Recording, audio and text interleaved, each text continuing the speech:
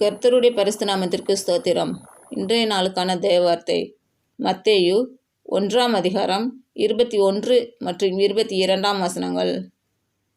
அவள் ஒரு குமாரனை பெறுவாள், அவருக்கு இயேசு என்று பெயரிடுவாயாக. ஏனெனில் அவர் தமது ஜனங்களின் பாவங்களை நீக்கி அவர்களை இரட்சிப்பார் என்றான்.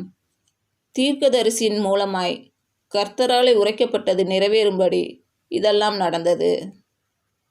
இன்று பிறந்த நாள் மற்றும் திருமண நாள் காணும் அனைவருக்கும் இயேசு கிறிஸ்துவின் நாமத்தினாலே வாழ்த்துக்கள். கர்த்தர் உங்கள் பலவீனங்களை மாற்றி உங்களுக்கு பலத்தை கட்டளையிடுவாராக. கர்த்தர் உங்களையும் உங்கள் பிள்ளைகளையும் உங்கள் பிள்ளைகளின் பிள்ளைகளையும் ஆசீர்வதிப்பாராக. கர்த்தர் உங்களோடு இருந்து உங்கள் பணிகளையும் பயணங்களையும் ஆசீர்வதிப்பாராக. இன்று அனைவருக்கும் கிறிஸ்துமஸ் நல்வாழ்த்துக்கள். ஆமீன்.